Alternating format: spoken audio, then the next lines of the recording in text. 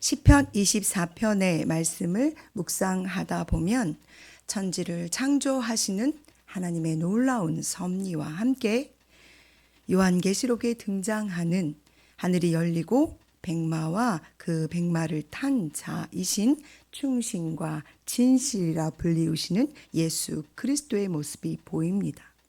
더불어 새 예루살렘, 즉 하나님 나라의 도성에 대한 그림이 그려집니다. 뿐만 아니라 지금 오늘을 살아내고 있는 우리는 어떤 모습으로 이 알파와 오메가가 되시는 하나님 앞에 살아가야 하는가에 대한 생각을 하게 합니다. 그러니 어쩌면 시편 24편은 과거와 현재, 미래에도 존재하시는 하나님 앞에서 오늘을 살아내는 우리가 어떻게 그분 앞에 서 있어야 하는가에 대한 메시지를 전하고 있는 것은 아닌가 하고 생각해 보았습니다.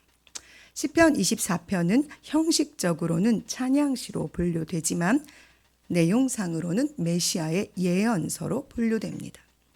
구약에서 이 시는 다윗 시대의 언약궤의 입성을 찬양하는 의전시로 사용되어졌고 초대교회 시대에서는 예수님의 승천일에 낭송된 시이기도 합니다. 오늘날 현재 우리는 부활절기나 그리스도의 재림을 대망하는 기간에 자주 낭송하는 시입니다.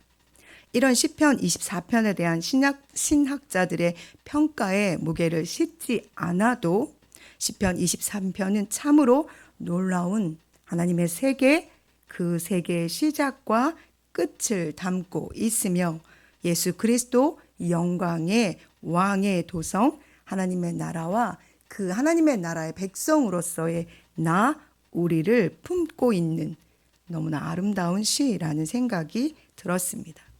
그래서 이 시를 기록한 저자의 영성이 그가 품고 있는 하나님에 대한 이 통찰이 어마무시하게 부러웠고 나도 이 영적인 깊이 속에 들어가 살고 싶다라는 소망이 생겼습니다. 사랑하는 여러분, 여러분과 저는 하나님의 성전, 하나님의 나라, 그리스도의 재림과 새 하늘 새 땅을 꿈꾸고 소망하는 사람들입니다. 아멘이시지요? 저도 아멘입니다. 그런 사람들, 즉 하나님의 나라, 하나님의 새 하늘과 새 땅, 그리고 내가 그분 앞에 사는 코람데오의 삶을 살고 있다고 믿는 우리들은 먼저 이 땅의 모든 것과 그 땅에 속해 있는 모든 것이 하나님의 것임을 인정해야만 합니다. 그래서 창세기 1장 대체 하나님의 천지를 창조하시니라부터 시작된 이 말씀이 우리에게 믿어져야만 아멘 주 예수여 오시옵소서라고 말씀을 끊는 이 모든 하나님의 말씀이 믿어지게 되는 것이며 그 안에 채워진 예수 그리스도의 구원과 하나님의 사랑하심과 성령의 역사하심이 우리 안에 채워지는 것입니다.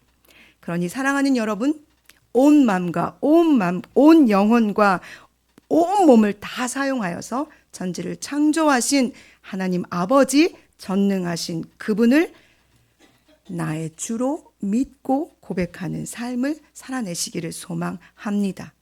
땅이 혼돈하고 공허하여 무질서하던 바로 그곳에 모든 것이 흑암으로 덮여있던 바로 그때 하나님의 신이 그 위에 운행하셨고 하나님께서 빛에 있으라 라고 말씀하시는 그 말씀에 순종함으로 창조가 시작되었습니다.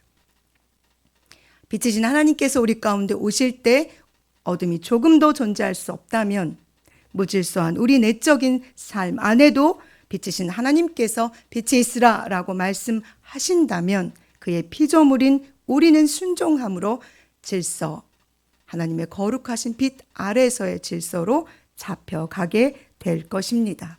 그러니 창조를 하나님의 창조하신 전능하신 하나님의 그 놀라우심을 내가 믿고 고백하며 사는 사람은 오직 그분만을 경배하고 찬양하며 그분 앞에 기쁨으로 나아가게 될 것입니다.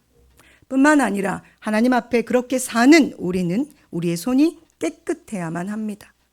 손이 깨끗하다는 것은 내가 외적으로 나의 손의 행함이 하나님 앞에 거룩하고 정결해야 한다는 의미를 품고 있습니다. 또 한 가지 우리의 마음은 정결해야 합니다. 마음이 청결한 자는 복이 있나니 저희가 하나님을 볼 것이다 라고 말씀하신 예수 그리스도의 그 말씀처럼 우리의 마음이 청결하지 않으면 거룩하신 하나님을 절대적으로 뵐 수 없기 때문입니다. 또한 손이 깨끗하고 마음이 청결한 자는 다른 사람과 그 사람과 관계를 맺을 때 거짓으로 그 앞에 맹세하지 않습니다. 레위기 19장 12절에 너희는 내 이름으로 거짓 맹세함으로 내 하나님의 이름을 욕되게 하지 말라 나는 여호와이니라 라고 말씀하고 계십니다. 내가 사람 앞에 거짓으로 맹세하면 그것은 내가 거짓 사람이 되는 것이 아니라 나를 창조하시고 나를 지켜보시며 나의 주인 되시는 하나님의 그 이름을 욕되게 하는 것이라는 걸 기억하시기 바랍니다. 그래서 우리는 거룩하신 하나님, 전능하신 하나님 앞에 온 삶을 내어드리고 사는 그 앞에 살아가는 코람데오의 자세로 우리의 삶을 살아내야만 합니다. 시편 기자는 바로 그 사람들, 이런 사람들이 여호와께 복을 받은 자라고 말하고 있습니다. 시편 1편의 기자는 복 있는 사람은 이라고 말씀을 시작합니다. 그 말씀을 따라가다 보면 복 있는 사람은 2절에 오직 여호와의 율법을 즐거워하며 그의 율법을 주야로 묵상하는 자라고 선언하고 있습니다.